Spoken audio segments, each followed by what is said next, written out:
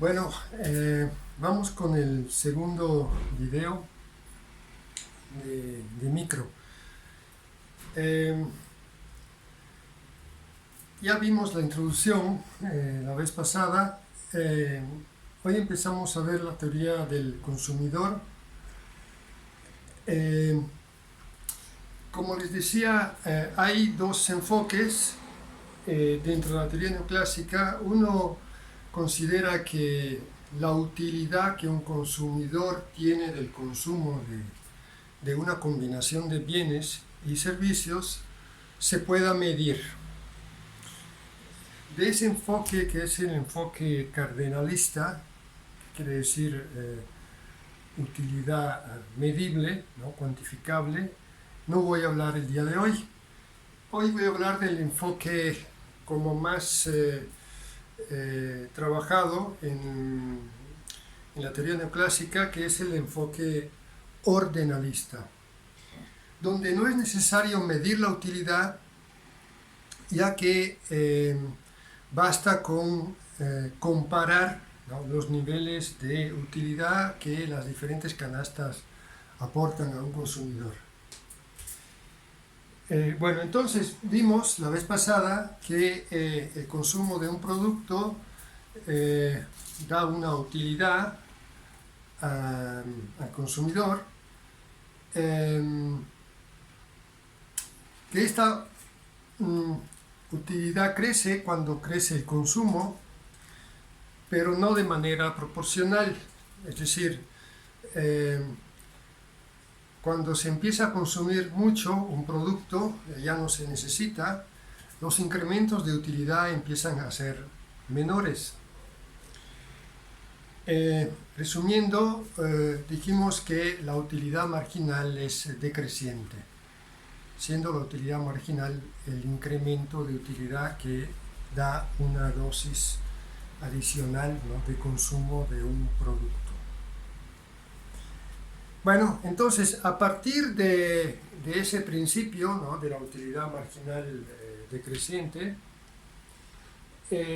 vamos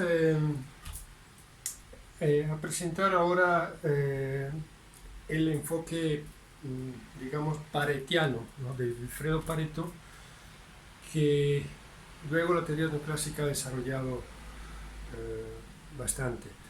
Empezamos con decir que hay dos productos X,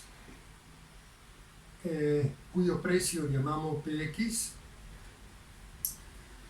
Entonces, X indica la cantidad de un producto medible en la unidad, ¿no?, en que se mide ese producto. Si se habla de tortilla, serán kilogramos o toneladas de tortilla. Y es otro producto y su precio es P sub Y. Los precios se miden en pesos, ¿no? Como se mide en peso el ingreso I mayúsculo que un consumidor, del cual un consumidor dispone. Ese ingreso se gasta en los dos productos. Esta es la ecuación de la recta presupuestaria, porque como veremos,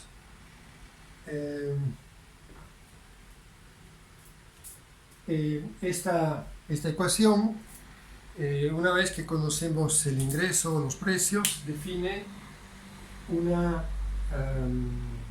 relación lineal entre X y Y, con una representación gráfica que es lineal, una recta.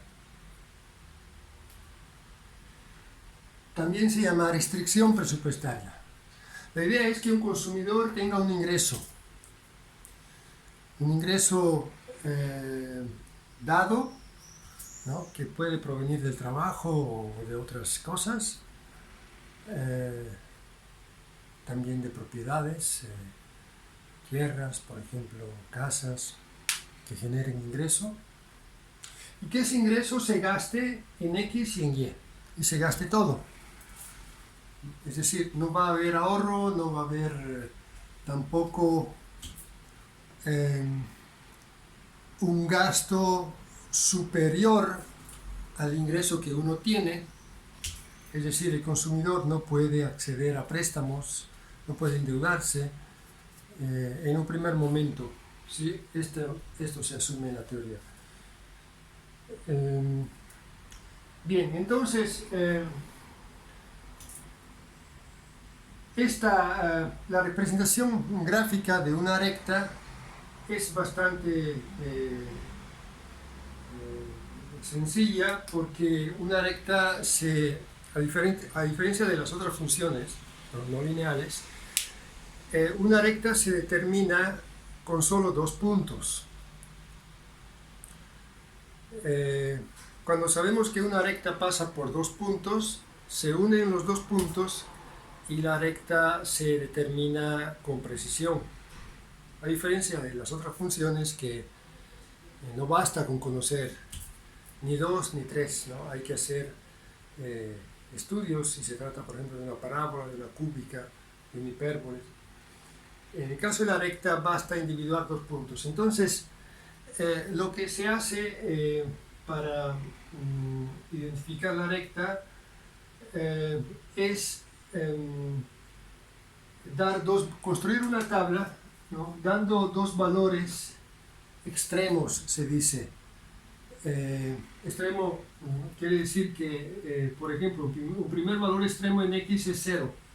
No compro x, compro solo y. Ahora, si compro solo y, esto se anula, ¿no? Queda y igual al precio de y que multiplica y. Entonces, y es igual al ingreso dividido entre el precio de y. Es decir, el ingreso dividido entre el precio de y representa la cantidad máxima de y que yo puedo comprar cuando compro solo y no compro x. Mientras que si no compro y compro solo x, la cantidad máxima de x que puedo comprar es por lo mismo el ingreso dividido entre el precio de x. Entonces tengo dos productos, por ejemplo tortilla y frijoles, ¿no? Y ¿cuánta tortilla puedo comprar con mi ingreso? Si no compro frijoles, ¿no? Divido el ingreso entre el precio de la tortilla. Si un kilo de tortilla cuesta 20 pesos, el ingreso es de 1000 pesos, ¿no? 1000 entre 20 da 50 kilogramos. Quiere decir que comprando solo tortilla con 1000 pesos y con la tortilla que cuesta 20 pesos el kilo, yo puedo comprar 50 kilos, pero no compro frijoles. En cambio, si compro solo frijoles, entonces no compro tortilla, divido los 1000 pesos entre el precio de los frijoles y veo la cantidad máxima, ¿no? de frijoles que puedo comprar.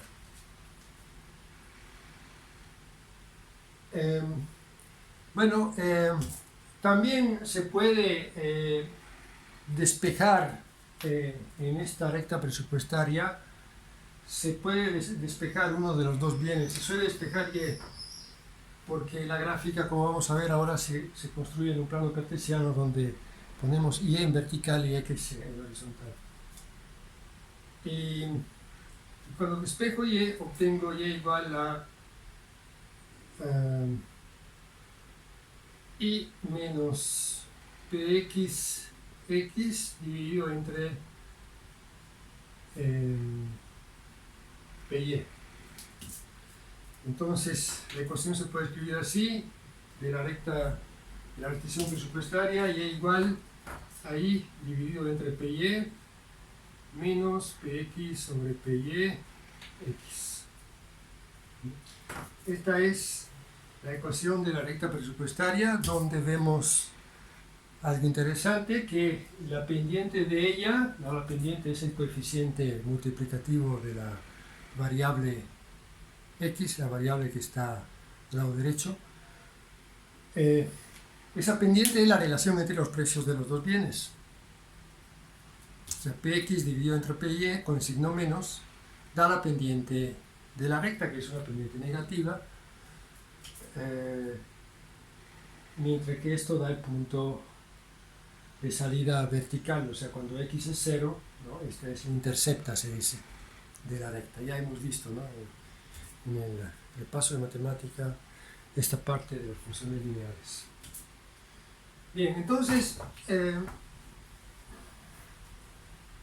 con la ecuación de la recta y con todo esto podemos mostrar la recta presupuestaria, ¿no? Una recta que tiene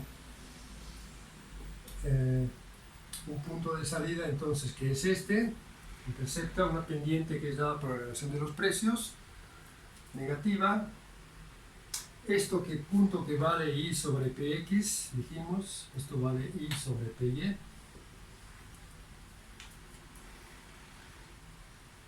Entonces, las canastas que un consumidor puede adquirir están a lo largo de esta restricción presupuestaria. Esta, por ejemplo, puede ser una, aquí abajo hay otra. Todas esas canastas son accesibles, ¿no? Y se pueden comprar gastando el ingreso y respetando también, digamos, observando los precios, ¿no? Que se han establecido para esos dos bienes. Podemos hacer un breve ejemplo, un numérico, dándole al ingreso, como decíamos, el valor de 1000 pesos, lo que decía antes. PX, tortilla, le doy 20 pesos. Hay otro producto Y, le doy 50 pesos. No sé, aguacate, frijoles, ¿no? Entonces, la ecuación de la restricción va a ser esta, que 1000 pesos se gastan en X. Este es el gasto en X, ¿no? 20, que es el precio de X multiplicado por la cantidad de X que se compra, más el gasto en Y. 50Y. Gasto en X, gasto en Y. Precio de X, precio de Y. Cantidad de X, cantidad de Y. Entonces, los 1000 pesos se gastan en los dos bienes. Si por ejemplo yo sé que, bueno, vamos a ver primero estos dos valores extremos, que como decíamos con la tabla, determinamos dando a X0 y entonces tengo Y igual a 1000 entre 50 que da 20, y Y0 y tengo X igual a 50. Entonces, vamos a respetar un poco estas proporciones. 0,20 es un valor aquí, le doy 20, y 50, 0, lo tengo aquí. Esa es la recta. Si yo tengo un valor en X de 15 unidades, ¿cuánto Y puedo comprar? Entonces sustituyo aquí a X 15 y obtengo 15 por 20, 300. Entonces aquí tengo 300. 1000 menos 300 da 700, dividido entre 50 y determino cuánto X. 700 dividido entre 50. Ahora, 700 dividido entre 50 es 70 quintos y vale 14. Este valor de Y vale 14. Compro 15 unidades de X, puedo comprar 14 unidades de Y. Compro mucho X, 45 unidades, puedo comprar poco Y. ¿Cuánto puedo comprar? Pero 45 por 20 da 900, 900, 1000 menos 900, 100, 100 entre 50, 2. Esta es la cantidad máxima de Y, solo 2 unidades y compro 45 de X. Estoy gastando casi todo en X. Me quedan solo 100 pesos para comprar Y. Como cuesta 50 pesos una unidad de Y, puedo comprar solo 2. Ahora, si por ejemplo en esta situación yo quisiera comprar 5 unidades de Y, como ven, y tengo 45 de X, el punto ya no está a lo largo de la recta presupuestaria, porque aquí tengo el valor 2, tendría un 5 por aquí, por ejemplo, ¿no? Por aquí, digamos. Esto sería 5. Pero ya ven que me salgo. Me salgo de la recta porque, claro, estoy comprando demasiado X. Solo puedo comprar 2 unidades si compro 45. En esta situación, yo estoy gastando 45 por 20, 900 pesos en X, pero luego quiero comprar 5 de Y. Una unidad me cuesta 50, entonces 5 por 50 da 250. 900 más 250, 1150, pero yo tengo 1000 pesos. Es decir, aquí podría comprar esta canasta, o esta combinación, solo con 1150 pesos. Pero tengo 1000. Es que estoy yendo en el área, ¿no?, arriba de la recta, donde necesito más de 1000 pesos para comprar. Con 1000 pesos solo me puedo mover aquí con estos precios. Igual, si por ejemplo en esta situación, con 15 unidades de X, yo solo compro, vamos a suponer, 7, puedo comprar 14, ¿no? 15 unidades de X, puedo comprar 14 en Y. Entonces yo compro la mitad, compro 7, me quedo por aquí, abajo. Entonces en la zona de abajo están todos esos puntos, y vamos a ver ahora. Si X cuesta 20 pesos, compro solo 15 unidades, son 300 pesos que estoy gastando en X. Me quedan 700. Con 700 pesos que me quedan, pero yo ahora compro 7 unidades de X. 7 por 50 me da 350, o sea, me quedan 700 pesos, pero yo gasto en Y solo 350. Entonces, como ven, aquí no llego a la recta presupuestaria porque no estoy gastando los 1000 pesos que tengo, ¿no? Estoy gastando menos.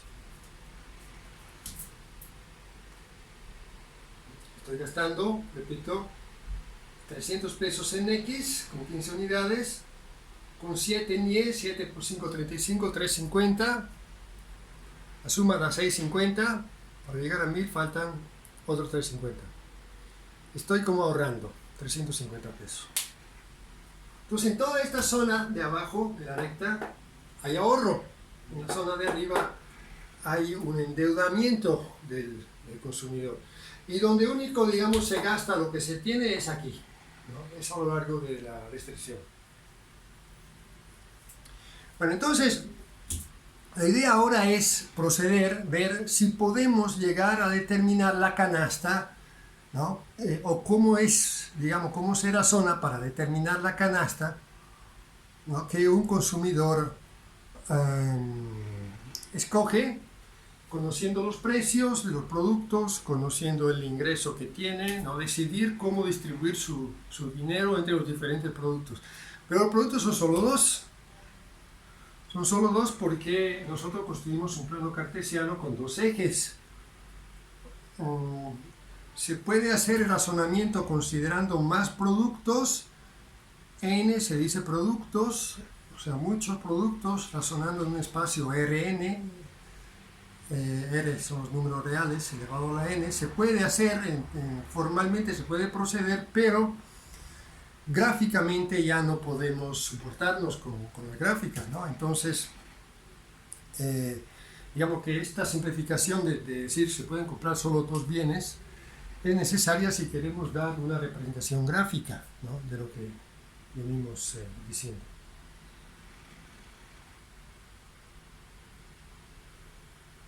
Bien, entonces,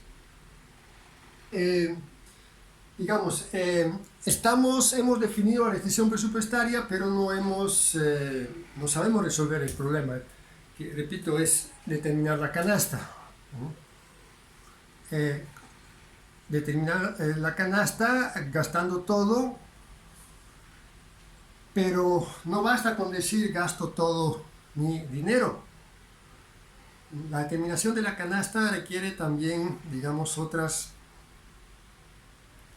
hipótesis sobre el comportamiento, ¿no?, del consumidor.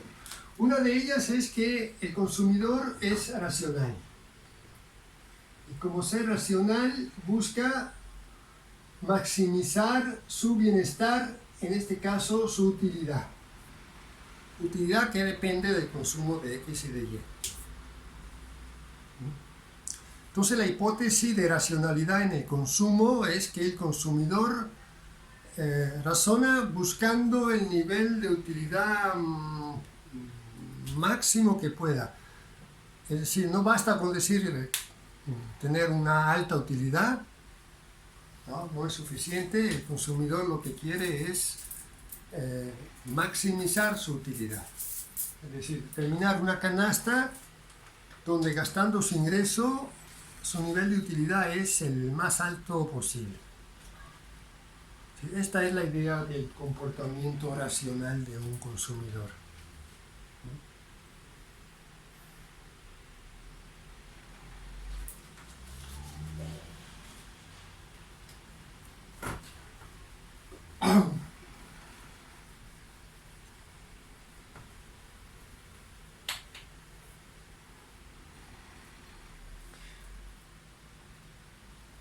Para poder proceder, necesitamos introducir ahora el concepto de curva de indiferencia.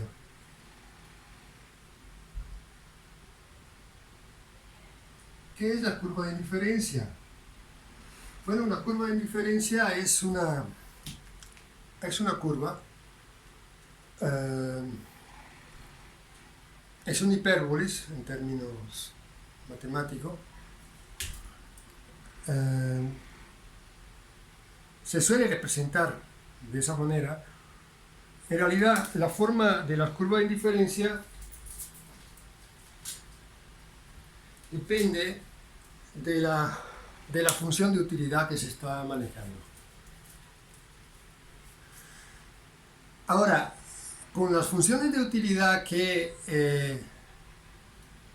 se suelen utilizar la mayor parte de las veces, que son funciones de utilidad del tipo Cobb-Douglas. Cobb-Douglas son dos economistas que trabajaron con funciones de este tipo,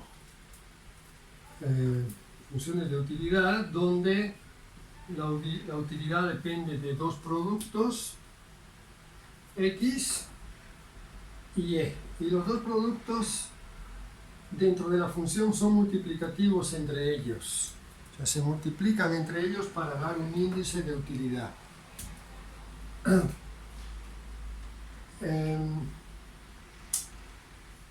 Ya ven que en este caso, al definir, digamos, una función de utilidad, asumimos también que se pueda medir la utilidad. Entonces estamos un poco saliendo de la, digamos, de la hipótesis que hacíamos, ¿no?, de que la utilidad no sea medible, pero se pueda comparar. Bueno, cuando hacemos ejemplos numéricos, medir la utilidad es posible. Pero esto no es, digamos, el punto más relevante de la discusión. Cuando la función de utilidad, que depende de X y de Y, tiene esta forma donde X y Y son multiplicativos y aunque tengan exponentes diferentes de 1, porque como ven aquí el exponente es 1, si no pongo nada el exponente no es 0, es 1, pero si pongo por ejemplo un medio y aquí 3, sigue siendo una Cobb-Douglas, porque X y Y son multiplicativos. Si yo pongo un coeficiente numérico aquí como 3 u otro, sigue siendo una Cobb-Douglas. Es decir, las funciones Cobb-Douglas o Cobb-Douglas, como según la pronunciación que se quiera utilizar, son funciones donde X y Y son multiplicativos, pero no es necesario que X y Y tengan exponente unitario. Puede ser diferente y veremos en los ejemplos que normalmente así es, no son exponentes unitarios. Entonces, bueno, con funciones de utilidad de este tipo, ¿no?, podemos, regresando al planteamiento que estamos haciendo, podemos definir curvas de indiferencia que tienen estas características. ¿Qué son estas curvas de indiferencia? Son digamos, indican todas las canastas, todos los puntos a lo largo de ellas son diferentes canastas que dan el mismo nivel de utilidad en el consumo. Se llaman también curva de isoutilidad. Isoutilidad quiere decir que a lo largo de una curva hay una utilidad constante, ¿no? Cuando se conocen las canastas se pueden medir.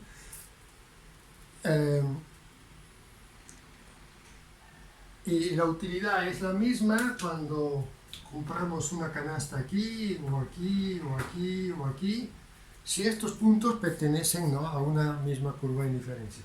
Claro, las curvas de indiferencia son muchas, son infinitas, ¿no? Y tienen una serie de propiedades que derivan de todas las hipótesis que se están haciendo sobre, digamos, el comportamiento de estos consumidores. En primer lugar, son decrecientes. Yo compro más de un producto, tengo que dejar de consumir el otro para que mi nivel de utilidad se mantenga constante. Pero también ven que si yo reduzco el consumo de Y, que lo tengo, por ejemplo, estoy aquí en el punto A, ¿no? El punto A define una canasta donde hay mucho Y y poco X. Yo reduzco de una unidad el consumo de Y quiero ver cuánto debe crecer.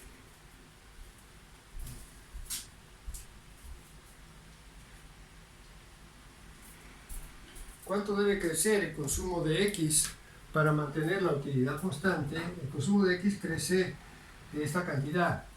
Pero si yo sigo reduciendo Y de una unidad, ¿no?, de la misma cantidad,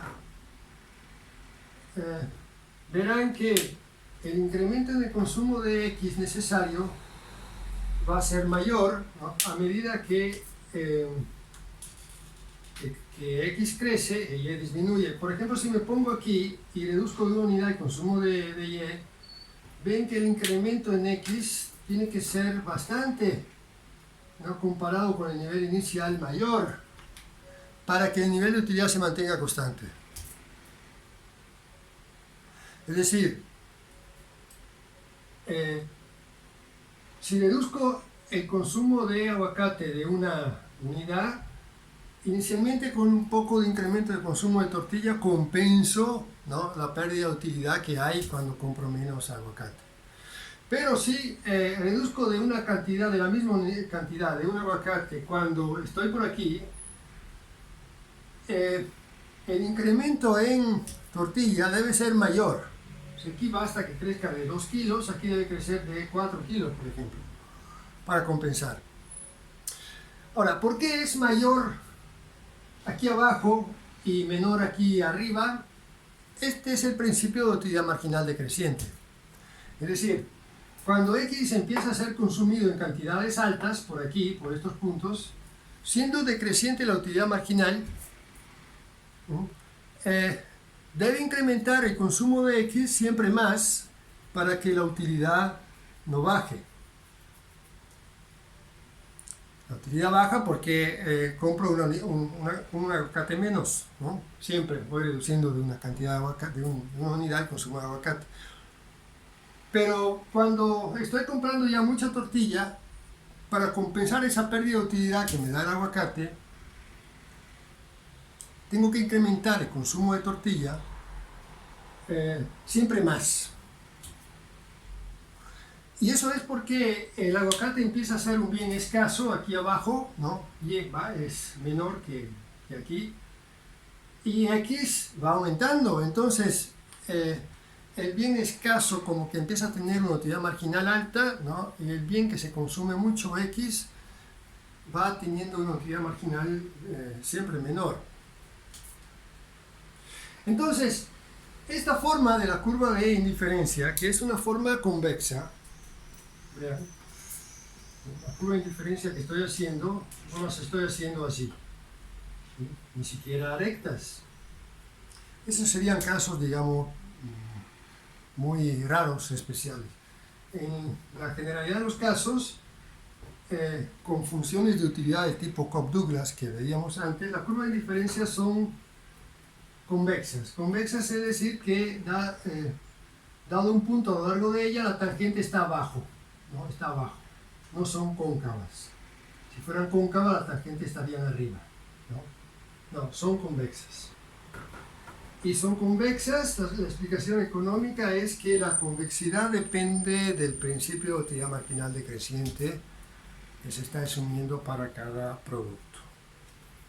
Cuando empiezo a consumir mucho un producto, el incremento de utilidad es siempre menor. Entonces tenemos curvas de indiferencia que son así. Las curvas no hacen esto, van asintóticamente hacia los ejes, se dice. El eje horizontal es este, y la curva se va acercando al eje, no lo toca. También de este lado no lo llega a tocar, no mostramos situaciones extremas, se va acercando. Y esas curvas son muchas, y cada curva corresponde a un nivel de utilidad diferente. Cuando voy hacia afuera, como en este caso, no, estoy aquí, empiezo a ir hacia afuera, la utilidad crece, o sea, el nivel de utilidad que tengo aquí es mayor que este y mucho mayor que el nivel inicial.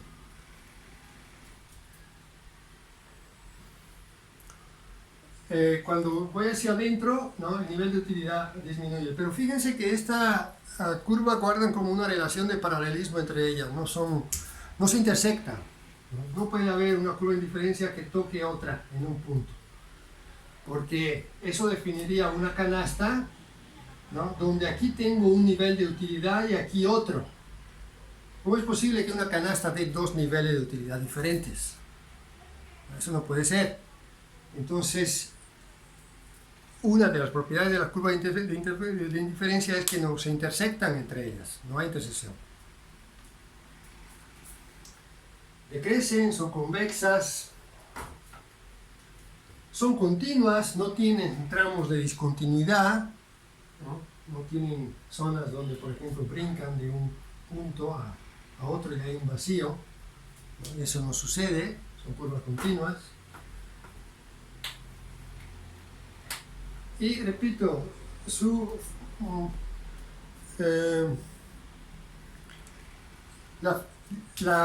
la manera en la cual fijamos la función de utilidad determina, ¿no?, esta mapa, se dice, este mapa de curva de indiferencia, o sea, el conjunto de curva de indiferencia. Veremos a partir de la próxima vez, haciendo algunos ejemplos numéricos, ¿no?, que las curvas de indiferencia pueden ser sesgadas hacia un producto, no necesariamente son centradas como esta que estoy mostrando ahora.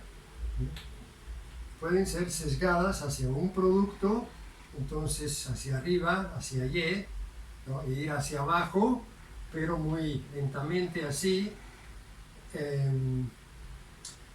o al revés, ¿no?, ser, digamos, sesgada hacia X y luego aquí ir hacia arriba, pero ese sería otro caso diferente. Recuérdense que no puede haber intersección entre ellas. Entonces, otro caso cuando hay un sesgo, digamos, hacia X, que sería este caso. Entonces son decrecientes, convexas, pero están como concentradas en el producto X. Y por aquí siguen también. Pero se ve aquí que hay como una tendencia a elevados consumos de X, porque dentro de la función de utilidad el producto X como que viene más apreciado. Y luego puede haber situaciones un poco, digamos, intermedias, ¿no?, donde la curva de indiferencia tiene la forma que yo daba inicialmente, donde no se ven sesgos, ¿no?, pero se ven las propiedades, que repito, son convexas, decrecientes, continua, no se intersectan, ¿no? Estas son las principales. Entonces, el consumidor es racional, decíamos, es decir, maximiza la utilidad. Maximizar la utilidad ahora con esto que estamos diciendo quiere decir buscar curvas de indiferencia las más externas posibles, ¿no? Si un consumidor pudiera escoger entre estas tres, ¿no?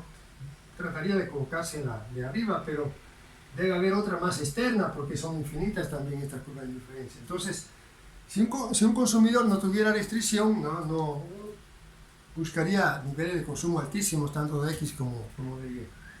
Pero ahora viene lo que decíamos, ¿no?, acerca de la restricción presupuestaria. Hay una restricción. Y esta restricción se muestra a través de una recta con pendiente negativa. Entonces tenemos la restricción presupuestaria, un conjunto de curvas de indiferencia que tienen estas propiedades que decíamos, y la idea es dónde se coloca el consumidor.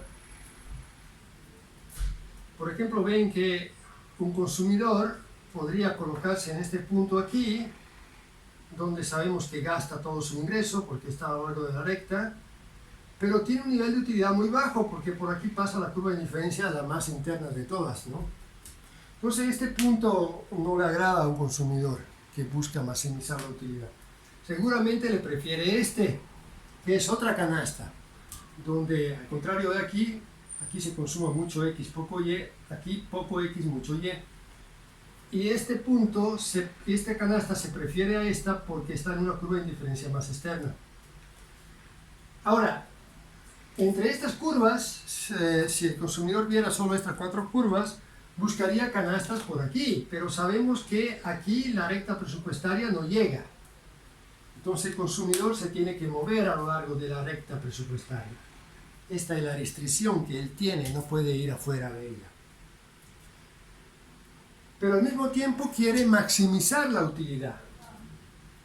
Entonces, respetar la recta presupuestaria, pero maximizar la utilidad. Entonces, eso llega a concluir que va a haber una función de indiferencia que es tangente a la recta presupuestaria. O mejor, la recta presupuestaria es tangente a la curva de indiferencia en un punto. Y ese punto determina, lo llamo punto E, determina el equilibrio del consumidor. Es decir, este consumidor se coloca en la curva de diferencia roja, donde hay tangencia entre la recta y la curva. No puede ir más afuera porque ya no tocaría la recta presupuestaria, entonces no tendría opciones, digamos, a su alcance, ¿no?, que pueda comprar. Pero en la canasta E sí la puede comprar. Y es la canasta que de todas estas que vemos le da la utilidad mayor, ¿no?, respetando la restricción presupuestaria, porque el punto E está a lo largo de la restricción también. Entonces esto es para decir que estamos, digamos, contestando a la pregunta a nivel gráfico, por lo menos, ¿no?, ¿qué canasta quiere este consumidor? ¿Cuál es? Gráficamente podemos decir que la canasta nos dice que va a haber este consumo de X y este consumo de Y. En este caso, esta cantidad de X y esta cantidad de Y. Obviamente, como ven, el punto depende de la recta presupuestaria, de su pendiente y también de cómo están posicionadas las curvas de indiferencia. La recta presupuestaria depende de los precios y del ingreso, y la curva de diferencia depende de la función de utilidad que hay detrás de ella. Entonces, todos esos factores, precios, ingreso, función de utilidad, o sea, tipo de preferencia que tiene el consumidor, son los datos, digamos, originarios, ¿no?, que la teoría necesita, la teoría neoclásica necesita para plantear la solución del problema del consumidor, o sea, la canasta que él prefiere comprar. La canasta que le permite maximizar utilidad, ¿no?, respetando la recta presupuestaria. Bueno, yo ahora me quedo aquí con este video. Veremos en el próximo ejemplos numéricos, ¿no?, de todo esto.